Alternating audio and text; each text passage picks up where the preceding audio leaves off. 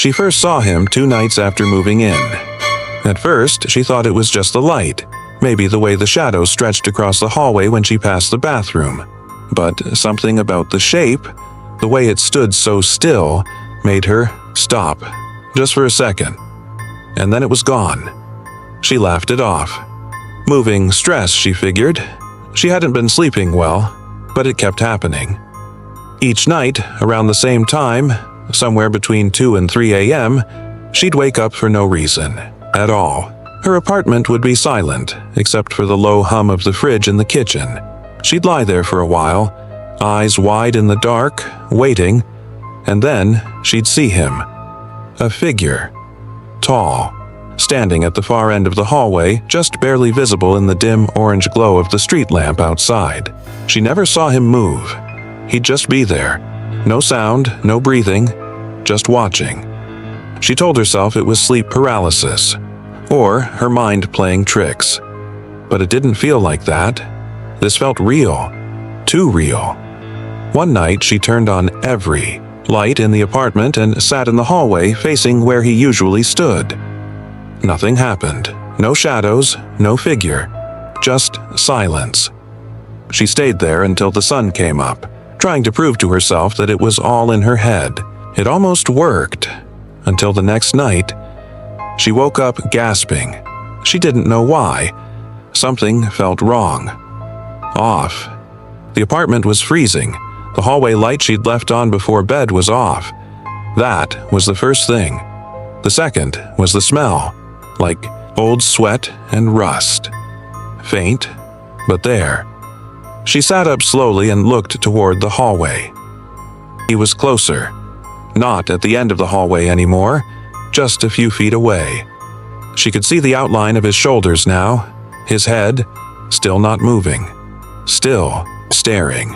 She didn't breathe. She didn't blink. She just sat there, frozen. And then, slowly, his face came into view. He was smiling. Not a normal smile. Too wide, too still, like it was carved into his face, and then, just like that, gone. She didn't sleep for the rest of the night. She tried telling someone, her sister, over the phone.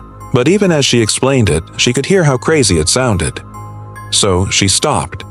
She didn't mention the fact that her mirrors had started fogging up on their own, or that sometimes she'd hear footsteps behind her, even when she wasn't walking.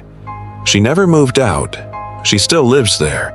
And sometimes when she walks past the hallway in the middle of the night, she swears she feels someone smiling in the dark. It started with the thudding.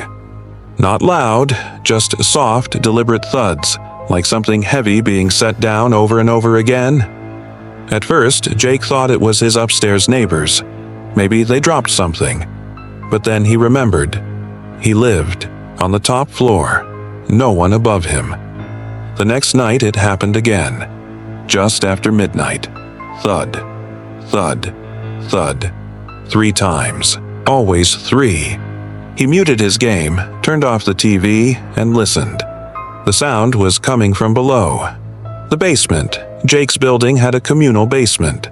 Mostly storage, water heaters, old bikes. He rarely went down there. The place creeped him out. Concrete walls, low ceilings, no windows. But now, something was drawing his attention to it night after night. The third night, the sound changed. It wasn't just thuds anymore. There were footsteps now, slow and dragging, like someone walking barefoot across damp concrete. Jake stood by the door that led to the basement stairs and listened. The footsteps would stop, then start again, closer. He tried to brush it off, told himself it was the pipes or the building settling. But then, around 2:30 a.m., he heard the latch. The basement door at the bottom of the stairs, it had a heavy metal bolt on it. That bolt slid open with a distinct scraping sound. Jake knew it well, and he heard it, clear as day, like someone was unlocking it from the other side. He grabbed a flashlight and opened his apartment door. The hallway was dark and empty. The basement door at the far end was shut, just as always, but his gut told him something was off. He walked slowly down the hall, each step echoing in the silence. When he reached the basement door, his stomach dropped. The deadbolt was unlatched, hanging loose. He hadn't touched it. No one in the building had a reason to. With a shaky hand, he opened the door and shined the flashlight down the staircase. The beam caught dust, cobwebs, old steps, and at the bottom, the basement door. Wide open, he called out, "Hello?" No answer. He stepped down, one creaking stair at a time, heart racing in his ears. As he reached the bottom, the cold hit him. A heavy, unnatural kind of cold. The kind you feel in your bones. He aimed the flashlight around, sweeping across the room. Then he saw it, a handprint. Fresh, in the dust on the wall, but not shaped right. Too long, too thin, like someone had dragged their fingers through the grime, and their fingers weren't human. Jake slammed the door shut, locked the bolt, and ran back to his apartment. Now, every night at exactly 2:30 a.m., he hears it again. Thud, thud, thud. Then the sound of the bolt sliding open. They had only lived in the house for 3 weeks when it started. The baby monitor crackled to life at 2:17 a.m., a sharp burst of static waking Sarah from a dead sleep. She sat up, groggy, listening. Just the usual sounds at first, the baby shifting, a tiny sigh, soft breaths. Then came the voice. Low, male, whispering.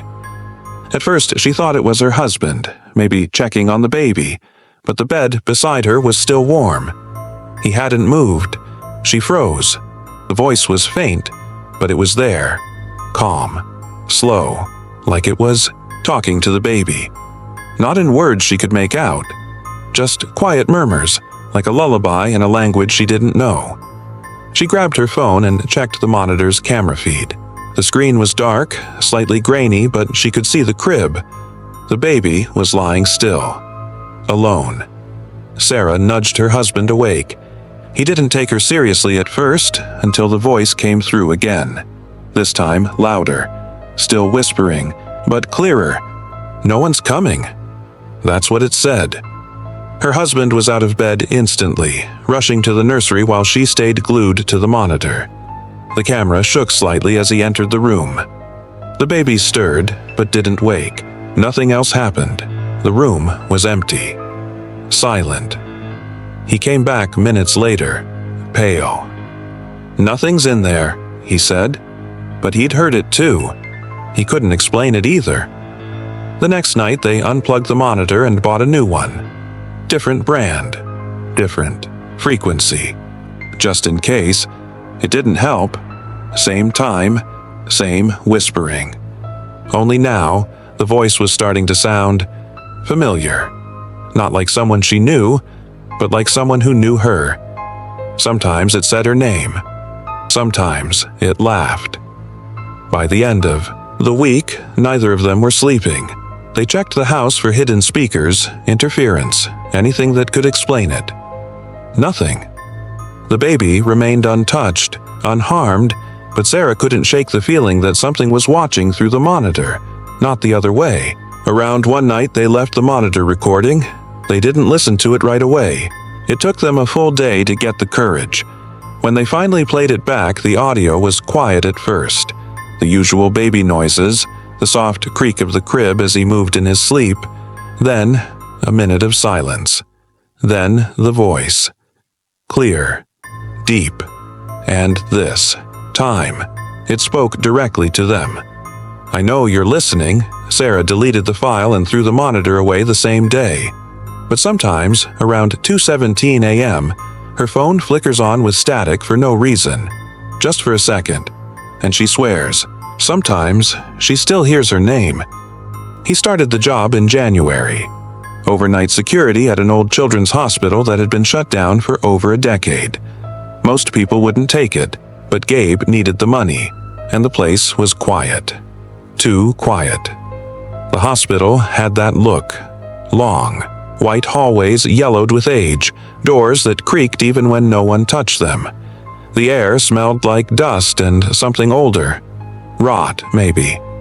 The security office was on the first floor, tucked in a corner with flickering monitors that showed the building's CCTV feeds. Most nights, nothing happened, just endless hours of silence and static. Until the third week. He was sipping coffee, half asleep, when one of the monitors glitched. Just a blink. A quick flash of movement in hallway 2B. He rewound the footage and paused. There she was, a little girl, barefoot, wearing a hospital gown. She stood completely still under the emergency light, her head tilted slightly to the side. Her face wasn't visible. Her hair hung in front of it like a curtain. Gabe stared, waiting for her to move. She didn't. He ran to the hallway, thinking maybe a homeless kid had broken in, but when he got there, the hallway was empty. Dead. Quiet. Just the buzz of the ceiling lights. Back in the security office, he checked the recording again. She was gone. Not walked away, just gone. No footsteps, no exit, no trace.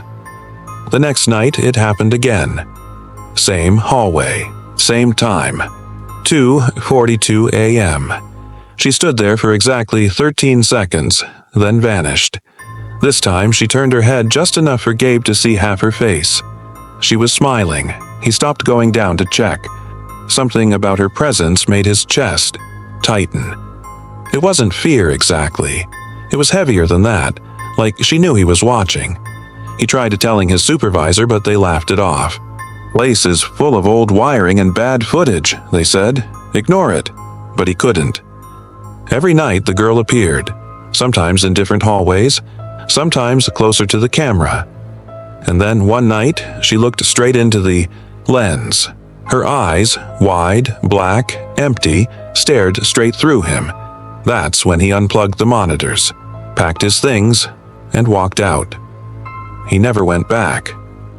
Gabe doesn't talk about the job much, but when he does, he always says the same thing. She wasn't a ghost. Ghosts don't look at you like that. She knew I was there. She wanted me to see her. The hospital's still abandoned, still quiet, but some nights, if you walk by, you might see a little girl in the hallway window, just for a second, then she's gone. If you want more true horror stories like this, don't forget to like, share, and subscribe. Something new drops every week. Sleep tight.